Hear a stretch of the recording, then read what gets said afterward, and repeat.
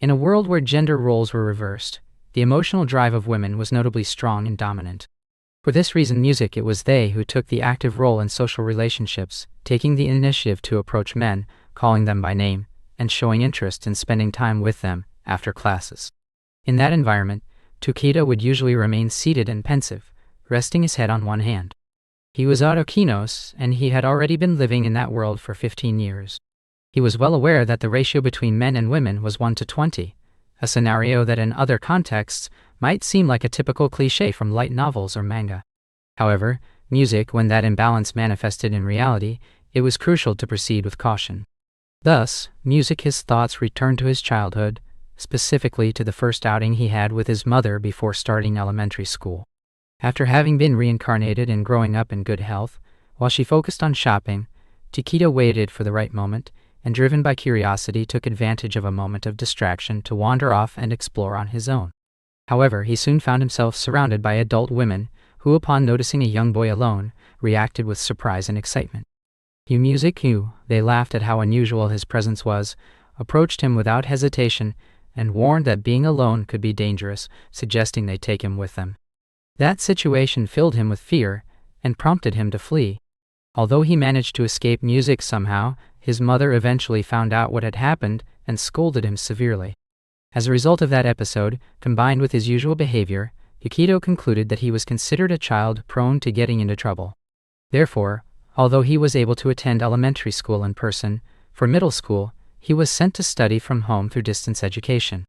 Nevertheless, all of that was now part of the past. With a new resolve, Iikido was preparing to face what he considered the peak of his popularity. Many girls awaited him at high school, and he believed that he was about to enter a phase in which he would receive constant attention, even to the point of forming his own harem. However, although he had that idea in mind, the reality would turn out to be very different. At school, for example, Takahashi and Tanaka held forms in their hands with clearly worried expressions. They only wanted to go home quickly, feeling afraid at the thought of being accompanied by girls, not knowing what might happen. Several girls surrounded them enthusiastically, called them by name, and approached them without reservation. Observing the scene closely, Iikido understood that in a world where women adopted predatory attitudes, men often felt intimidated and chose to remain withdrawn. While he sat there sweating nervously, he reflected that according to the sensibilities of his original world, there would be no reason to reject a girl's invitation. At that precise moment, someone burst into the classroom, announcing that time was up, abruptly interrupting the situation. Then two girls firmly positioned themselves between the boys and the rest of the female students, asking everyone to leave so as not to frighten them further. They also warned that if the others persisted in approaching, they would show no mercy. It was evident that these were a kind of escorts or protectors assigned to ensure the boys could enjoy their school life in peace. They were known as male bodyguards, students of the same age, selected through a different process than the general entrance exam. They often acted as intermediaries between shy boys and overly insistent girls. Soon after, Takahashi and Tanaka ran off, repeating that they just wanted to go home and confessing that women intimidated them. One of the bodyguards watched them flee in surprise, while the other asked for a moment before announcing that she too would be leaving. The girls who had previously surrounded the boys now wore sad expressions upon realizing they were gone. Although the atmosphere held a sincere appreciation for the near-daily efforts of the bodyguards, the term male bodyguard seemed to have a double meaning, as it could refer either to a bodyguard who was male or to a person responsible for protecting males. Even so, Iikido, with some frustration, wondered why there was so much interest in such ordinary boys like Takahashi and Tanaka, when the male bodyguards were more attractive. Sitting in class, Iikido turned his gaze toward three girls who were talking among themselves. At that moment, he thought that if he could just get a little closer to them, that would already be enough. With determination, Iikido stood up from his seat and, in a moment of honesty with himself, admitted that he too wanted to get closer to the girls.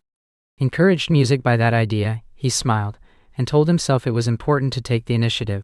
So he offered to spend time with them after class. However, the girls remained silent, marking the beginning of an awkward moment. Due to his nerves, his voice took on a strange light tone that betrayed him, leaving him embarrassed and visibly sweating. Then the girls began commenting among themselves that Ikinos was already with Taka, implying that for that reason they couldn't approach him. Iikido, surprised by such a conclusion, hurried to clarify that if they were referring to Rui at that moment, he was in the staff room. Musico, however, one of them hinted that she wasn't exactly referring to his whereabouts, but to something deeper, plunging the situation into a silent, confusing atmosphere. As they explained, it meant that they couldn't interfere in the pairing between Ikinos-kan and Tosaka Music-kan. Each of them in their view seemed to form a unit that shouldn't be disturbed. Musical for the girls, getting involved in the space those two shared required a certain amount of courage, even for girls like them. Therefore, all they really wanted was for the two of them to make up their minds and start officially dating. With a distressed expression, Iikido stretched out his arms, trying to explain insistently that no, that kind of relationship did not exist between them.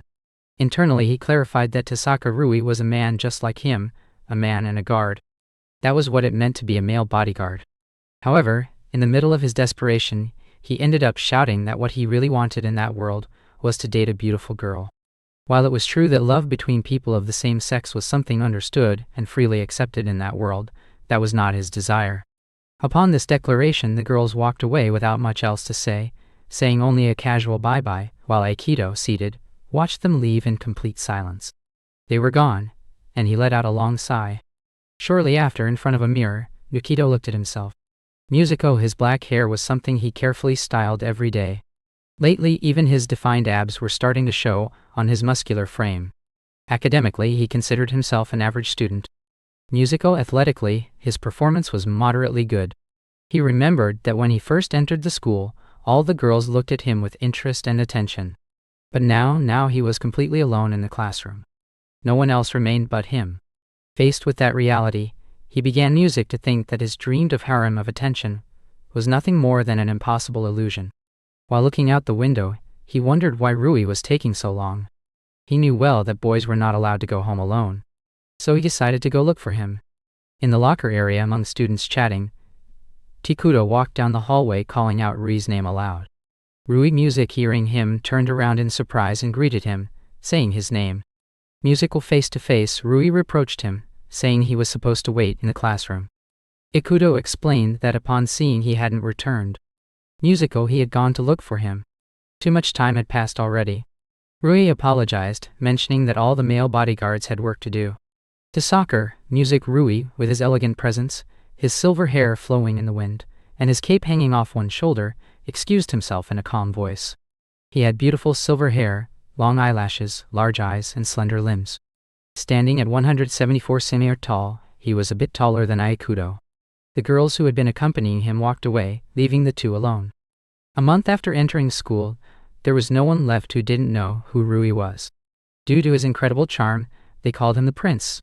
That Ikiman with flawless specs was the male bodyguard assigned to Iikido. Rui apologized again. He had thought he would finish quickly after handing in his report, but some girls had stopped him on the way. Iikido, laughing, commented that those girls were all his fans and admitted he felt envious. Rui acknowledged that he was glad to have their support, although he also confessed that music was becoming harder to manage each time. Then Iikido, with a confident smile, assured him that he didn't need to worry about him. Rui, in silence, thought that Io wasn't like the other boys. He wasn't afraid of girls, and he even seemed used to being around them. But as a male bodyguard, that attitude was starting to seriously concern him. Iikido reflected inwardly that if something happened to the boy assigned to them, their guard would feel responsible. Rui, for his part, smiled warmly, his face slightly flushed, and asked if he could continue protecting him by his side. At those words, Iikido froze completely, blushing all over. He could only think about how incredibly handsome Rui was, and understood why it wasn't surprising that he was so popular. As they walked together, Iikido couldn't stop thinking. No matter how much an average guy like him tried, he always ended up next to someone like Rui, perfect in in every way, impossible to match. And yet, despite accepting that reality, something stirred within him. In a world where gender roles were reversed, he couldn't understand how it was possible that he wasn't popular. He wondered if there was any girl who would genuinely be interested in him as a man. Frustrated, he slouched as he walked, acknowledging that he could never reach Rui's level of popularity. Rui watched him then with a neutral expression. He pointed out that Iikido seemed upset, and asked if having him by his side wasn't enough. If that didn't satisfy him? Iikido, gradually calming down, replied that he supposed it did. Musico, with a resigned yet thoughtful look, he considered that even if this Ikemen was popular with the girls, you just couldn't hate him. Damn it. But then he smiled sincerely, saying that as long as Rui was by his side, he felt okay. Rui opened his eyes in surprise. He didn't reply with words, music, but his expression showed deep emotion. They continued walking side by side. Even in such a different world, a true friend was still an invaluable treasure. Music Rui was not only his male bodyguard, he was also his friend. Shortly after, Rui stopped in the middle of the hallway. Iikido, puzzled, called his name and asked what was going on. Rui, arms crossed and wearing a soft expression, murmured that once again Iikido said things like that. Things that gave him hope without even realizing it. Iikido looked at him from the corner of his eye, surprised. Rui, with slight resignation, replied that, yes, music was coming. Later, as they walked down the street, Rui reminded him that they had planned to visit the new cafe across from the station that music day. Iikido, excited, responded enthusiastically that, yes, he'd heard they serve giant delicious burgers there. Rui then asked if he had already informed his parents and Kunokan that he'd be getting home late. In a carefree and cheerful tone, Akudo said yes, that he had told them he'd be out having fun with Rui. Musical Rui, smiling confidently, expressed his relief, pointing out that they would have worried if he'd come home late without warning. However, music in silence with a serious expression, Rui thought that he wouldn't forgive any girl who got close to Iikido. At that moment, Iikido took a deep breath, feeling satisfied with how happy he was. As he walked beside Rui, music remarked that it felt reassuring to be able to say that openly.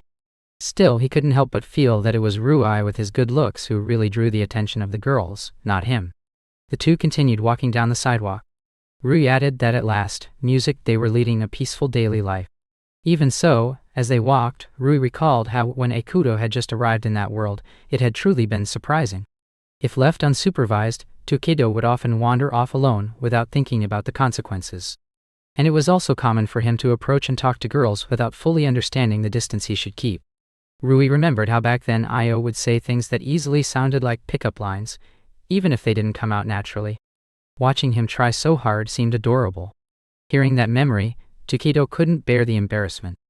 His face turned completely red and he yelled desperate for Rui never to bring it up again.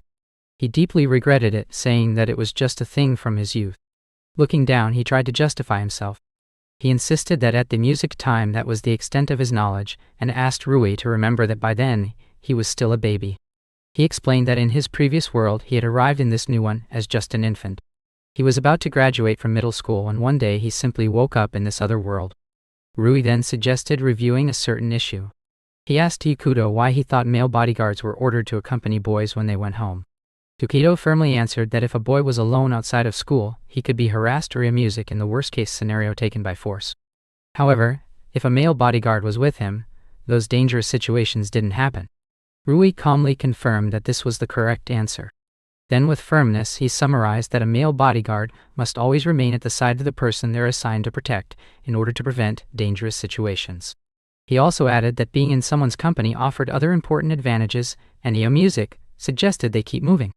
However, he stopped immediately, letting out a soft exclamation as he noticed something in the distance. In the middle of the street, a girl was approaching a boy, and in a flirtatious tone told him she was already heading back. She then hinted that they could spend that time together. At that scene, Rui stepped in with calm authority, placing himself in front of them. He asked the girl to let go of the boy. From the side, Io noted that persistent pursuits like that could traumatize a man, so music was best to stop immediately. The girl, visibly confused and surprised, could barely react. Without another word, she ran off, shouting apologies as she fled. Rui reasoned that by being together, they could act quickly if they ever witnessed a man being harassed. Iikido smiled at the remark, and nodded with a simple, yeah. As they continued walking, Iikido sank into more reflections. Even after spending 15 years in that world with its music-pronounced differences between men and women, he still hadn't completely shed the mindset he brought from his original world. He acknowledged that Rui understood very well how to treat him. He thought that being someone so ordinary, he wouldn't be in danger if he went out alone. That idea made him believe he would never really be at risk. However, with Rui walking beside him, he had come to realize that he shouldn't go out alone or act on his own whims. He credited that change in his behavior to Rui's guidance. As they walked on, Iikido kept thinking, Music Rui seemed incredibly kind. Even after all that time, he continued to take care of him with dedication, and had never abandoned him. Musico, despite the fact that Okudo was without a doubt more troublesome than other boys. He also remarked that Rui was more attractive than he was, and pointed out that Rui himself could be a target of harassment by some woman, so he needed to be careful.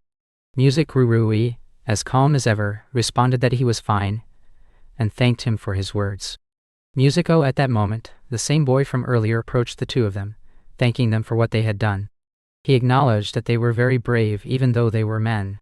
Iikido and Rui reacted at the same time, surprised to Music by the statement. The boy looked at them with a bit of curiosity, focusing especially on the uniform Rui was wearing.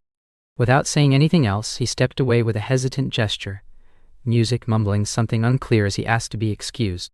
Still puzzled, Iikido wondered what had just happened, Music, and whether for some reason that boy had remembered something important. Rui, thoughtful, decided it was best to leave. Musico, he called Iikido by his last name, and he nodded without hesitation. As the evening fell, already in front of his house, Iikido smiled happily. He commented Music that the burger he had eaten was delicious. He waved goodbye, thanking Rui for accompanying him once again. He also asked him to be careful on his way back. Rui, Music, returning the gesture with a smile, waved back. As he walked away, he admitted that although he felt a little sad to leave, he also really wanted to get home and change into comfortable clothes. Once inside the building where he lived, Rui thought that Iikido still believed male bodyguard simply meant a guard whose gender was male. However, he felt that Io still didn't fully understand everything that term implied. He reflected that Io didn't realize how unusual it was for a man to protect another boy. Even Music, so, he concluded that this clumsiness and naivety were also part of Aikido's charm. Already at home, Rui began to change clothes. As he did so, he softly murmured Aikido's name and fell deep in thought. In Music truth, he hadn't said everything. He was still hiding something important about himself. He wondered whether Aikido would be happy to know who he really was, and deeply hoped he could accept Music, his true self. Because in the end, all he wanted was for Aikido to accept him just as he was. He knew well that the world they lived in was very different. Their men had become the prey and women, on the other hand, were the carnivores. Musico, the ratio was overwhelmingly unequal. For every 20 women, there was only one man. Rui understood that better than anyone. His appearance, similar to that of other men, helped ensure they didn't feel threatened in his presence. In that world, men tended to prefer women who were slim, petite, and flat-chested. For that reason, male bodyguards dressed to Music and behaved like men. However, at that very moment, Rui felt that something was different. The reflection staring back at her from the mirror showed an image completely opposed to that ideal. That was why she believed her past had to remain hidden. Suddenly, the sound of her phone broke her thoughts. When she looked at the screen, she was stunned. Musico, she couldn't believe it. It was Aikido. Meanwhile, at a nearby store, Aikido looked visibly cheerful. He had found exactly what he was looking for. With a basket in hand, he walked through the aisles, happy for the chance to buy some snacks. He grabbed several bags decisively, exactly what he needed. He knew he had to get the Kyushu soy sauce ones, and also the salted ones with Music nori.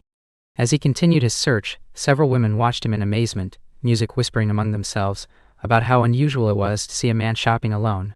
With a drink in one hand and a carefree smile, Iikido thought it was enough to take a quick look around, and then enjoy his snacks while watching a live stream at a music home. Around him, the murmurs continued. It was strange to see a boy shopping without company. Suddenly, a voice called to him from afar. Someone said his name. Aikido turned around surprised. Musico Rui was approaching, waving a hand in greeting. With a playful expression, Rui patted him on the head in greeting, causing a small nervous yelp from Aikido. Musico, in a teasing tone, he joked, asking if she was following him. Rui kept a gentle, though thoughtful expression. She explained that she was shopping there too, and that it was just a coincidence. Since she had seen him, she decided to wait and walk home with him. Then she showed him the message Aikido had sent just earlier, saying he was going to the neighborhood supermarket. Rui had replied, thanking him for the heads up, and now expressed her happiness to see that Aikido had kept his promise to keep her informed. Aikido reacted with a slight jolt. Remembering that, yes, he had sent that message holding his bag, and with a confident smile, he thought he had handled everything perfectly. While in the background, several women continued watching him with interest. Rui looked at him with a gentle warning. She reminded him not to let his guard down. Just because no one had bothered him that day didn't mean he was completely safe. Iikido accepted the comment with a nod. Then, with a touch of curiosity, he asked her a question. It was about Rui's body. She reacted with surprise. Iikido, putting a hand to his chin, thought aloud that Rui didn't usually look like that on a daily basis. As they walked, Rui began to panic. She had forgotten to wrap her chest. She realized that in her rush to see Iikido, she had overlooked that detail. A deep blush spread across her face as she recognized her oversight. Iikido, meanwhile, began to notice something. He murmured her name. Rui. She, sweating and blushing, felt panic take over her.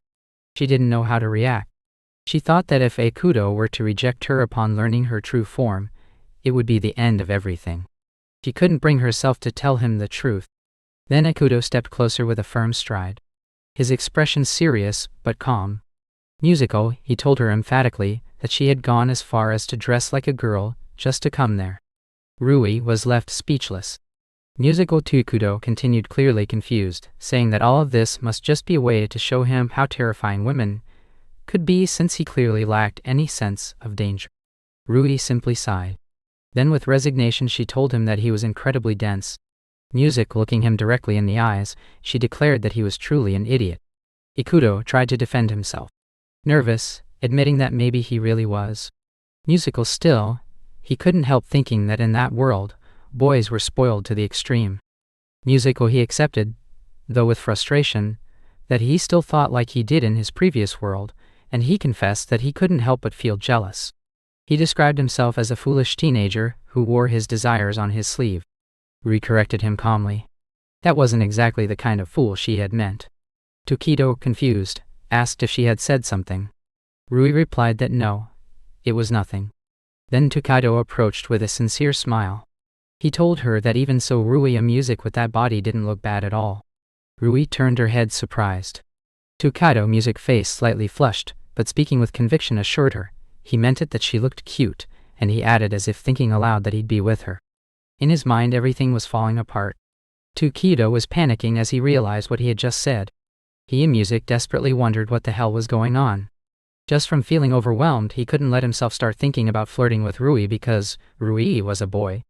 At that moment, Rui approached him with a blushing face and a slight tremble in her voice. She asked him if he really meant it. At the same time, she was thinking about how she must have looked at that moment. Feeling vulnerable.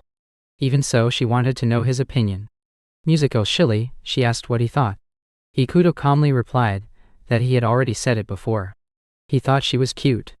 Rui hesitated for a moment, repeating the question, wanting to be sure he was serious.